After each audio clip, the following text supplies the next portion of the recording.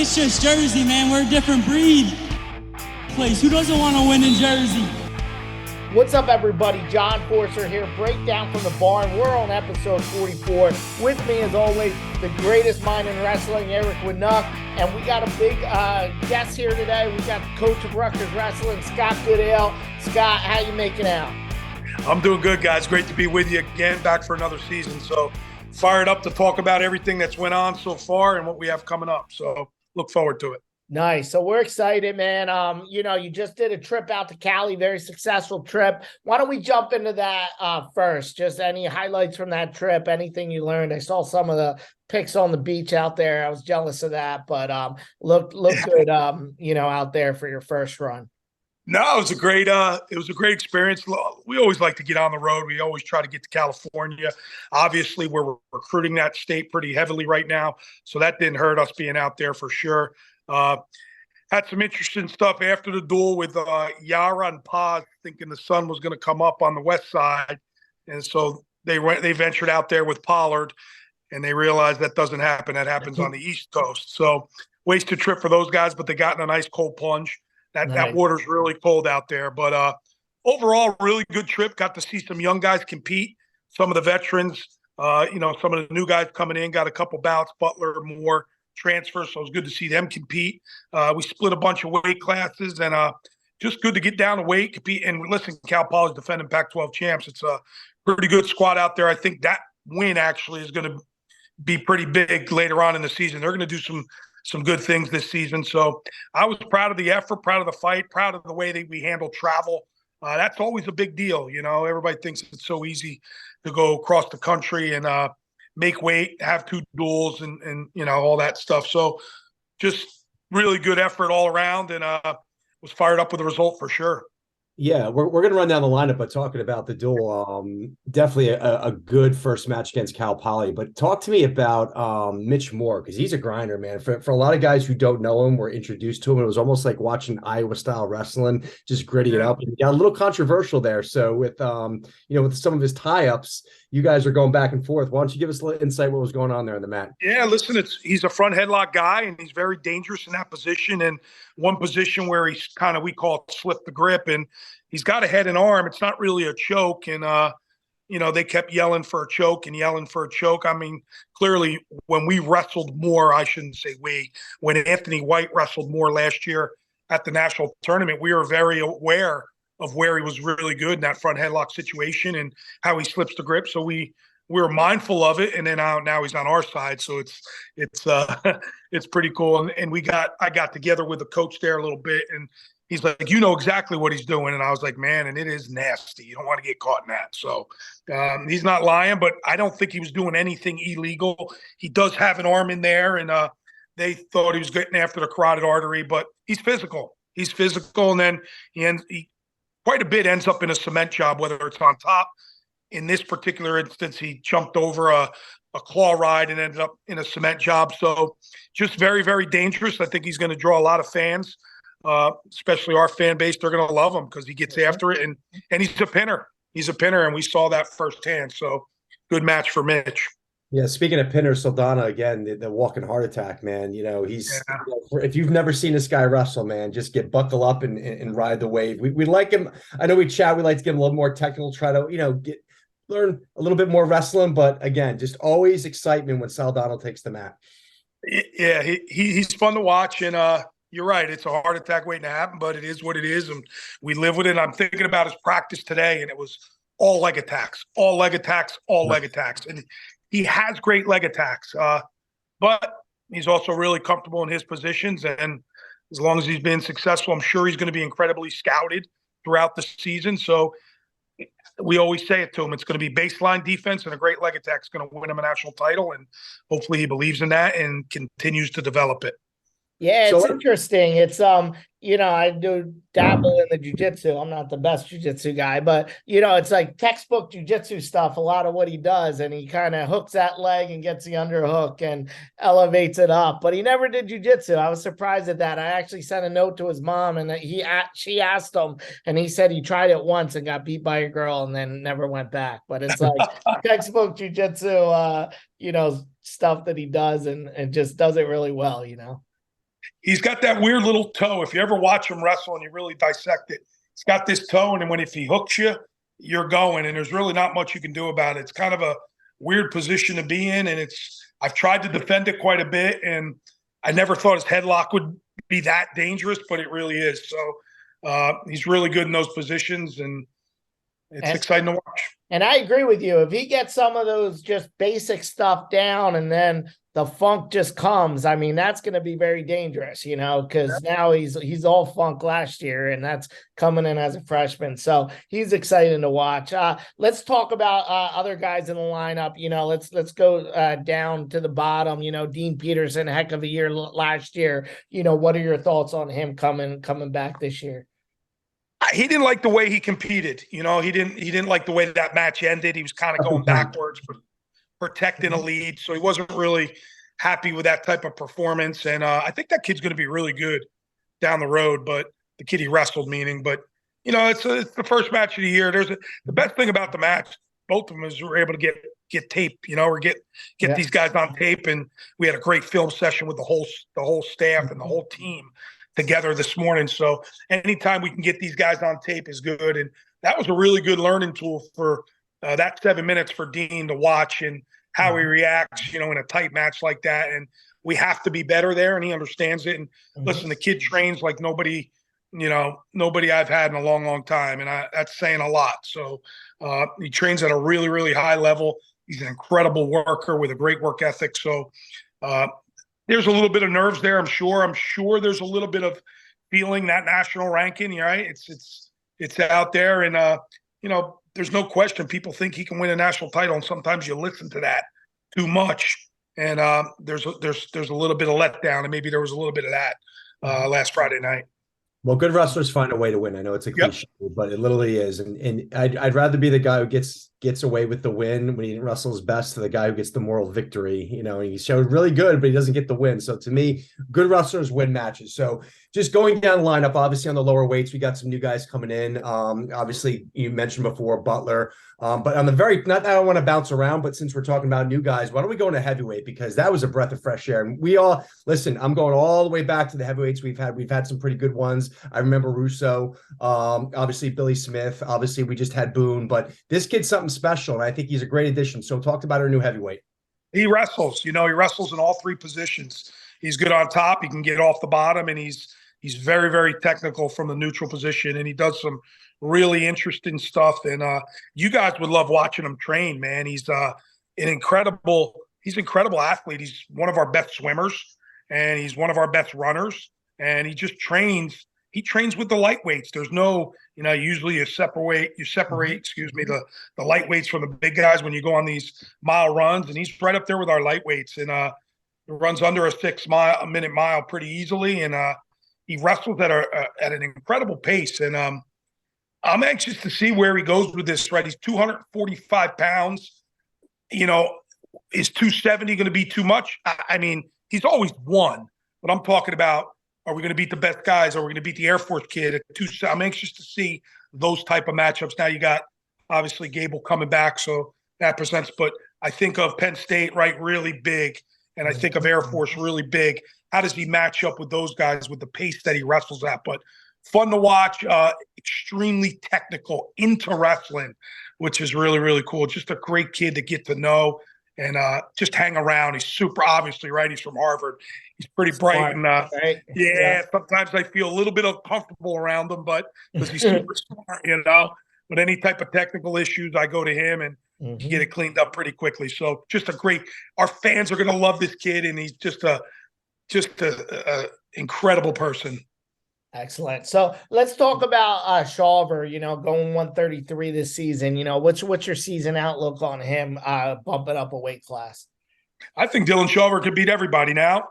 He's got to wrestle really, really well to do that, and he can't have nights off, because if he has nights off, he can lose as well. So a lot of offense, just a lot of offense. He scores both sides of the body, probably along with Paz, most impressive out west.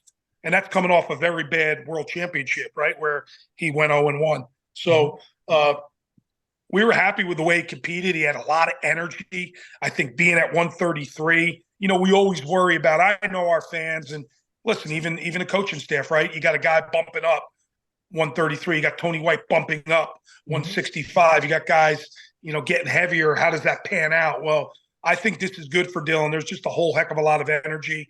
There's no sweats in practice. It's shorts and T-shirt. Let's continue to get better. And when he wrestles with energy, he's pretty good. So, again, a lot of big matchups coming up. Certainly fired up about Friday night, right? He's got a big one. I think that'll be fireworks. So, I like where Dylan's at right now. Just got to continue to stay consistent. And if he does that, we're going to be all right. Yeah, you just mentioned him, Tony White bumping up to 165. Yeah. I'm sorry, John, but that's another one where his frame, John and I talked about this. His frame was built, and a lot of the wrestlers, I'm sure you hear all the chirping on the boards and everything about what's up with 165. We just, for years we've had this big gap at 165, and looking at White out there, his body seems to have really taken to that weight. I thought he really wrestled Van Ness pretty well last year, a tougher, stronger wrestler. So talk us through about his moving up to 65 and what you're expecting out of that. It looks like he's taking a water with that.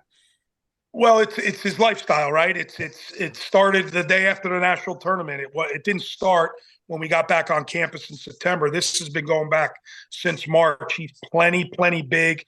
I believe he wrestled 74 kilos, 163. I want to say maybe U20s, maybe U23. I'm not quite sure of the event, but maybe June. He was plenty big then. So his strength every single day. He's one of those guys that do it 4 times a week. He's in that group with the upper weights, and he takes that lifting really, really serious. He lived in that weight room all year long. So, again, somebody who's not dealing with a weight issue. He's plenty big. He'll be up to 80. He can get to 80, and he's really disciplined, right? So, I don't know if it's going to be an issue. I mean, right now, I don't worry about that. He's got incredible length. He's really, really long. He wrestles at a really high pace. So I think I think it will be a better version. I mean, obviously, listen, I'm on a podcast with you guys. I'm fired up. We have a big match coming up. I'm not going to say, well, this isn't a good weight for him. Time will tell. He's got a great test Friday night. Time will tell. But this is his weight class, and this is where we're going, and this is what we're going to do. And that's kind of where we're at. And I just have all the faith in the world in Tony White, just the way he competes, the way he lives his life. It's kind of our leader, so a lot of faith there for sure. Yeah, and I always see people, I think, blow that a little too much out of proportion, people going up weight class. I don't think when you look at the history, you never see that. You never see a good wrestler go up a weight class and then they're not a good wrestler. So I even look at the ranking of like Dylan Shawver. He's 14, 15. And this is a guy that was neck and neck with Glory last year and everyone else. So I definitely see Shawver climbing that ranks, and really excited to see how Anthony White goes up 2 weight classes. I agree with you. No question about it. Mm-hmm. So one. Oh, go ahead. I was going to say, rounding up, you're talking about, guys who hit the weight room and strength. And I think of Paz coming back, obviously bumping up to 197. And I'll tell you, I saw him because obviously my son goes over to Yale Street. So I see him off and on. I'm like, boy, did he get big. And he looked really solid this week. So what do we talk about? I think Paz, where he's at, his strength. Obviously, a lot of fans are looking forward to getting him back on the mat. So what should we expect from Poznansky this year? So I'll say it here, and I know I've said this about some of our past athletes, and I get a lot of crap from it, but that's okay. That's the best version I've seen of John Paz. Now, what does that mean? I don't know. The competition's going to get better. The weight class is a good weight, but you see him. He's plenty big. He's plenty big. Again, we don't even talk weight anymore. He comes in and trains. This is the most fun he's had since going back to high school when he trained with us all the time. Nobody's having more fun coming into the room than John Paz right now. So gives me chills, because there was a point there, you could see he's starting to think about this a little bit, and the pressure and, what the fans want and all that stuff. So there's a lot that goes into it. And then listen, and we talk about it all the time, there's going to be ups and there's going to be downs, especially at this weight class. Invite it. We'll be ready in March when it matters, but he's having a lot of fun right now. And he's, in every aspect of it, whether it's community service, whether it's going to basketball and football games and being our liaison, our spokesperson for the wrestling program. He's all over that campus right now, and he's just in a a really good headspace. Again, what does that mean as far as wins and losses? I don't know, but it sure can't hurt. And just watching him back training again, enjoying himself. This weight, you see his videos. He's an interesting follow. All the weight he puts up, he's going to continue to do that all year long. So I'm just fired up for Paz. This was a really good instance where getting away for a little bit was good, and sometimes less is more. And we've learned that together. So I'm proud of Paz and what he's done, and look forward to a season. Yeah, and then the only other weight we didn't cover yet, 57, Andy Clark had a stellar year last year, came on strong at the end. I know he didn't make the trip. I think he's a little banged up, and Al DeSantis was in there. But what do you say about that weight moving forward? Well, Al's had a good offseason. He's gotten a lot better. Clark is banged up. Clark was looking great and just has a little bit of a tweak, which it's something that if you don't rest it, it's more of a you need to rest it. It's not something, you know what I mean? It's not a surgical thing at all. It just needs some time. And it's so early. We're not going to do that. And will he be ready to go Friday night? We hope. We hope he's ready to go Friday night, but I know Al D will be ready as well. So we'll make a decision. We'll have a good, I think we got 9 more days. We'll continue to train. He trained really good today. So we like to get him back, but we're going to be really, really smart with it. And because it's something that if it continues to happen, it'll continue to nag him. So, but Clark will be ready. He's doing a great job training, and he's going to have a big year. Yeah, I think the last one we forgot was Turley at there you go. Yeah, Turley. And he had I know he had a tough out, a somewhat ranked wrestler, but again, it's very similar to Turley. He comes out a little funky, falls behind, makes a late run and kind of in that third period. What do we expect from Jackson? I feel like I'm waiting for him to mature back into what we saw, earlier in that second year. But, what can we expect from Jackson? Because he's obviously had not just up and down years, but up and down matches. Yeah, and he's not a fast starter, right? He's not great in November. He's not great in December. So that's something we kind of talked about. This has probably been his best preseason. He's done incredible job with the runs and the swims and the lifting, and hasn't missed a day, and he's put a lot into it. He spends a lot of time with Coach Buxton in the RTC, so he's getting extra workouts. I think that was a pretty good opponent there, and but yeah, we want him to start fast. We want him to start fast. We want him to wrestle great Friday night. Let's figure a way to beat that guy. That's the plan. We're not, going to be happy losing a close match like last year's national tournament. Figure out a way to beat the guy. You're savvy enough and have been with this program enough where maybe, let's get your hand raised in Jersey Mike's Arena in a big spot. That's what we're looking for. And not just Friday night, but going forward. So we got to be a fast starter, and maybe he's got to wrestle harder in that first period. But we'll figure it out. He's super dangerous.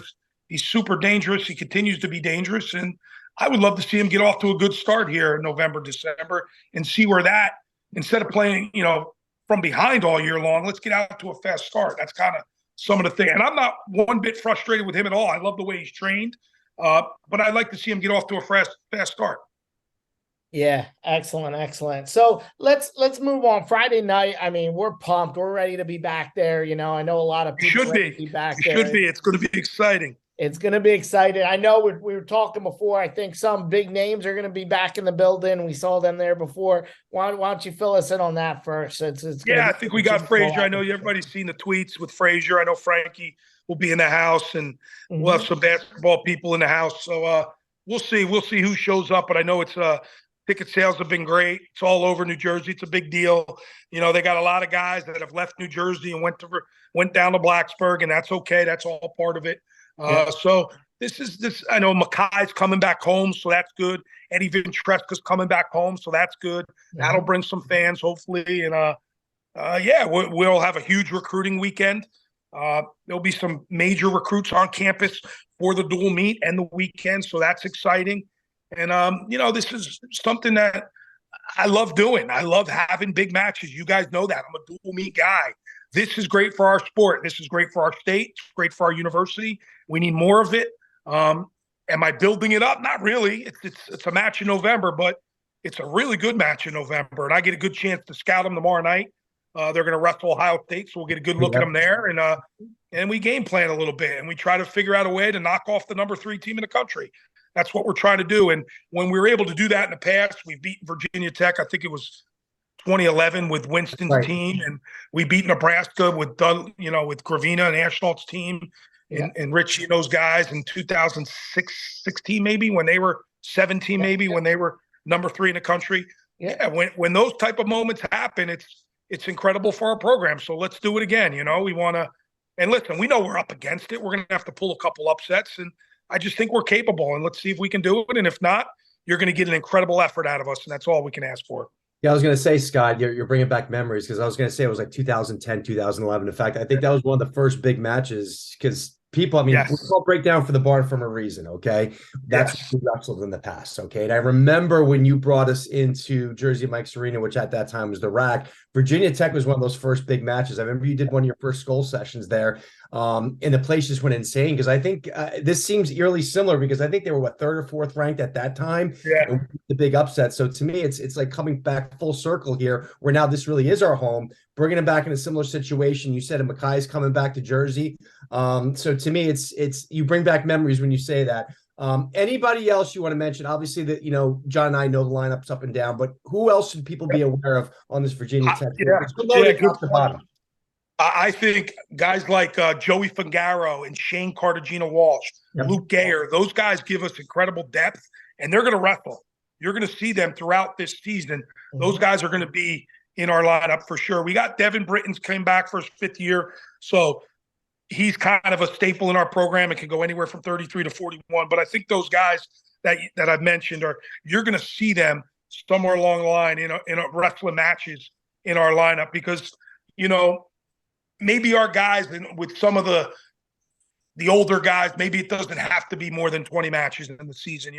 Maybe they don't have to go every single one, and we're going to be really smart, so we're ready to go. I do think this team is super talented, but you know how this works, right? You just got to be healthy, and I think if we're healthy in March, we could have a really good run through the Big Ten tournament and the national tournament. So that's always going to be our goal, but we got some guys that deserve a shot to wrestle. They're good enough to wrestle, and guys like Michael Chetta, those guys have won some matches. They've won some matches in our room, and I know we don't really call them wrestle-offs, but they're indicator matches. And those guys have been on the winning end of them. So make no mistake about it, they're certainly capable. And, well, why didn't Butler wrestle against Cal Poly? There's a reason why Michael Chetta wrestled against Cal Poly. There's a reason. So he's very, very capable, and that'll go on all year long. And I'm always going to give our team the best chance to win, but those guys I've mentioned will have opportunities to wrestle for sure, and I think you'll see them throughout the year. All right, cool. So let's talk about this Virginia Tech match, and I'm very pumped about it. Let's go through some of these matches. I'm really pumped about Ventresca had an awesome NCAA tournament. He's ranked 4th versus number 6, Dean Peterson. Right off the bat at 125. What do you think about that matchup? Well, if you do this on paper, which you guys know I do, right? I'll sit and go over it since we signed this thing up in July. We've been going over this. So, yeah, those first 2 matches are huge, and they're 2 Jersey State champs and guys that have been around the block, never wrestled each other, but are obviously familiar with each other. And these are 2 of the best lightweights to come through Jersey in a long time. So here they're gonna get after it, and I think Eddie will come in ranked number 4 in the country, and deservedly so. He's a returning All-American, and it's an incredible opportunity for Dean, and that's the way we look at it. And the same at 33. Latona's a 2-time All-American, and he spent some time in our room actually over the summer. Is pretty tight with Sebastian. He came down with Coach Brewer and trained in our room, and you guys know I open up our room to anybody over the summer. So Latona was in our room training with our guys, and Shawver and him, they tied up a little bit there. So that was fun to watch, and that'll be a great match. I don't know what they'll do at 41, but I know, and I don't know if our viewers know this, but Mitch Moore was a Virginia Tech athlete at one point. He left and went to Oklahoma. So I think he wants this one pretty bad. And so I think those first 3 matches are the key to the duel. How those 3 matches go will depend on how Rutgers goes, and I think they probably feel the same way. Yeah. So we're pumped about it. We're gonna be there, Friday night. We're gonna break this into two different shows. We got another show coming up. We got a lot of questions from the fans. I posted it out earlier today. We got some great questions. We're gonna get you on the second part of this episode. But thanks everybody. Continue to follow the show. We'll see you Friday night, and we're out.